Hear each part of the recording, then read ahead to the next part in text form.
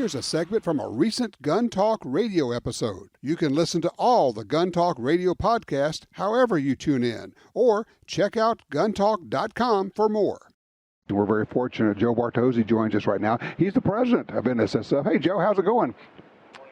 Oh, wait a minute. All right, go ahead, sir. Okay. Good morning, Tom. It's going great. Thank you. No, it's not. You're tired. You've been just beating yourself up doing this, haven't you? Well, yeah, I'll admit to that. Okay, But it's a good kind of tired. It's a tired that comes from accomplishment. It's a tired that comes from going out and seeing my friends that I haven't seen in the last 2 years. Well, that's right, because we didn't have it last year. Exactly.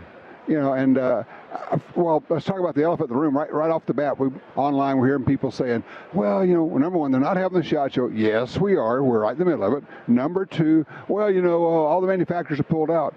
Hardly. Yeah, there's 2,400 exhibitors that would disagree with that. Yeah, so it's like, okay, I tell people there may be a couple of dozen that had to pull out for whatever reason, and a lot of it's like, and it's a hard decision. They get right to the last, and they go, man, we had several people out with COVID. We don't want to send them in there. We can't send them in, or we don't want, you know, and it's like they've already paid for their booth space and their plans, and it's a very hard decision for somebody to not come here. Absolutely, and you know, and as I told them, we don't begrudge the decision. We know, believe me, I know how hard it is to make a decision on go, no go for SHOT Show, but right. I literally had a manufacturer, someone I've known in the industry for decades, call me up just a few days ago and say, listen, you know, half my booth staff came down with COVID, not at the show, they never got out here, and they can't fly. They're quarantined, they can't fly, so what are you going to do? Exactly. So what do you do? He says, look, we're going to pay for next year's booth. We have already set up some stuff in the space we're supposed to be, and they do have a booth, just there's not any staff there, unfortunately. Right. But I understand. But you know what? It creates opportunities for other companies to get some limelight, too, though. It does. And, you know, we're talking, I don't know what it is, a couple of dozen companies anyway, exactly. But it's really huge. Size of the show itself, it is hard to explain to people. It's actually even bigger this year, isn't it? It's the biggest show we've ever had. We've sold and now occupy over 800,000 square feet in two major venues. Not only do we have the Sands Convention Center here at the Sands Venetian Complex, but we have they constructed a bridge that goes across to the brand new Caesars Forum. And we have about 160,000 square feet of additional exhibit space there, plus show offices and all sorts of things. Right. And it is a spectacular brand new facility, and people are very happy. I spent a couple hours over there yesterday, and people are just thrilled to be there. And you know, as far as attendees, probably looking at 35,000, 40,000, something on those orders. This morning we had 42,800 registered attendees. Now, will all of them pick up their badges? Not all of them. Yeah. But most of them will throughout the course of these 4 days, and that number is fantastic under all the circumstances that we've been dealing with. Well, and the other thing is, I'm just putting all this together. I'm running a bunch of numbers and letting you do that because I want to make the point. The firearms industry, and NSSF is the Firearms Industries Trade Association, the firearms industry is beyond healthy, is it not? Well, yeah. I mean, the last 2 years, you know, the number of background checks, the number of sales, the number of first-time gun owners, the number of first-time female gun owners, African-American gun owners, they're at all-time highs. So the industry is healthy. I mean, the question I get every day from everybody is, where's all the ammo going? You know, and I know all these guys in the ammo companies. They're like, we're 24/7. We're working 24/7. It is the weirdest thing. Occasionally I'll hear somebody say, well, you know, these guys are pulling back. They're not really making all the ammo. They're going to hold on to it so they can make more money. I'm saying, you don't understand. Nobody at an ammo company makes money by not selling ammo, right? Absolutely. I mean, you were running a gun company for a long time. You don't make money by not putting product out there for it to sell. That's exactly right. And so there's that, right? You don't. There's no benefit to not selling to your customers who want it. Right. But also ramping up to meet demand is an extraordinarily expensive and very time-consuming process to add machinery and square footage to your factory. And frankly, it's a risky bet because all these ammo makers have been through the highs and the lows, and if it takes, call it a 3-year process, you say, we're going to commit to build a new factory. We're going to spend $50 million or $100 million to build a new factory. Based on the demand right now, by the time you get it there, we may be back in that world where ammo is a commodity and it's a race to the bottom on prices, and they'll never make their money back. So they're just very reluctant to do that.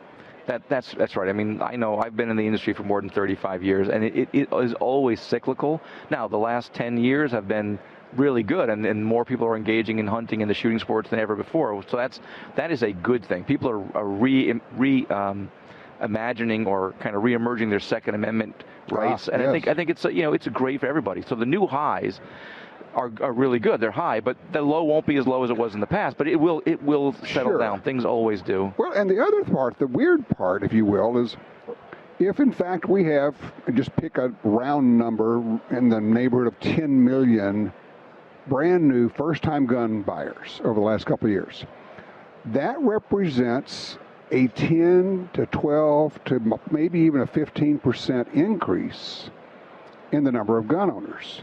That is a phenomenal increase in the demand for product. I mean, that's just unthinkable in a lot of industries. In my experience, again, over the last 35 years, that's unprecedented for a 2-year growth spurt. I mean, over time, yes, but in 2 years, it's been unbelievable. And we're excited to see it. We're excited to be part of it. We're working with all the manufacturers on any number of variety of compliance to safety to you name it, and they're all, thank goodness, it's a healthy industry. It's contributing to the economy of the country.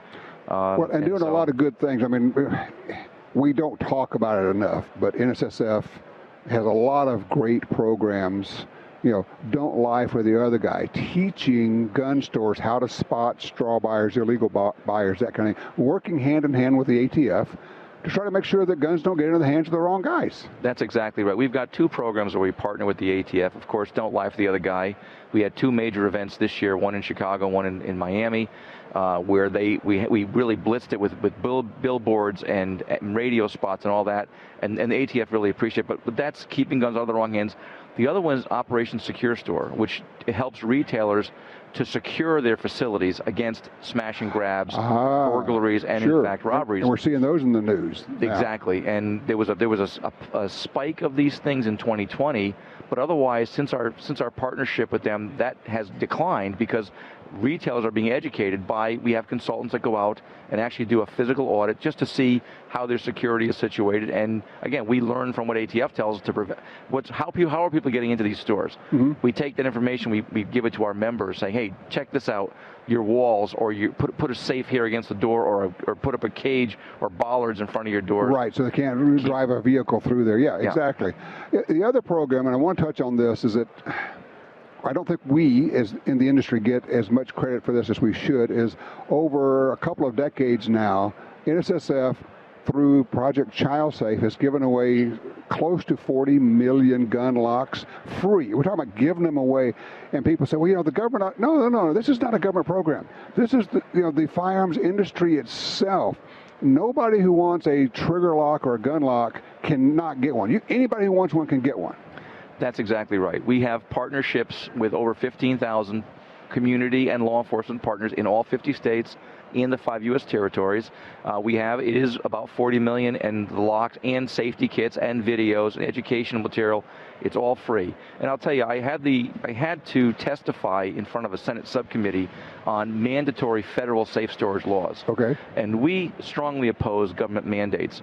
And I was there representing Project Child Safe and telling them, look, what we've done through education and really distributing these things to trusted partners in the community, we've educated millions and millions of Americans and made them safer. There's not one size fits all to safe storage practices.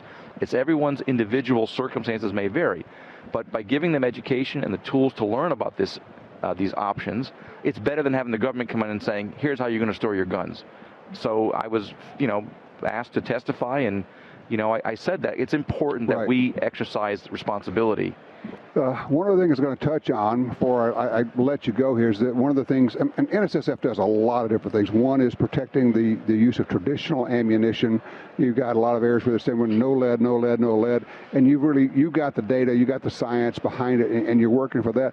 And I know you would never pitch this, and you let me carry the ball for this one, Joe, is that, look, if you are running a gun store, if you own a gun store, me personally, this is Tom speaking, I think you really need to belong to the National Shooting Sports Foundation as a way of supporting all of these efforts. I mean, there's a lot of what's in it for me that a store gets out of membership, but beyond all of that, just supporting all of this effort, I think, is worthwhile. I think it's crazy that there are any gun stores that don't belong to NSSF. I think you're right, and of course, thank you for the pitch. I think it's really important. But I mean, if you just look at the last 2 years, in 2020, the NSSF worked with the Department of Homeland Security to have firearms retailers deemed essential businesses. Okay, think about that. Kept them in business. These stores were allowed to remain open throughout the entire pandemic at the national, at the federal level, and most states followed suit. Think about where the industry would be without that. And that was NSSF. The stores would have been closed down. Exactly. And then the second thing is David Chipman. David Chipman, the NSSF led the effort to highlight the derogatory, the mean-spirited and untruthful things that David Chipman was saying about gun owners, gun stores, gun manufacturers. This is a guy who works for a gun control organization that they wanted to be the head of the ATF. Oh, my gosh. Exactly. And to politicize a federal agency tasked with protecting the public is disgraceful. So we led the effort to stop that. Now, think about those two things and put it in context of what we're talking about, the business and the excitement and the products and the volume. Those would not have been possible. So, yeah, I'm selfishly, everyone needs to help. You can't stand on the sidelines. Fight, your fight is our fight. And if you think there aren't more problems coming, you ought to think about that. That's right. You're dreaming. Exactly right. Joe Bartozzi, thank you so much, and thank you for coming in and spending a little time. I know that you got a lot of demands on your time here at the SHOT Show, and we really appreciate you visiting with us. Well, I appreciate the time to talk about these things, Tom, and it's always good to see you. And thanks, and enjoy the rest of the show. Absolutely. All righty.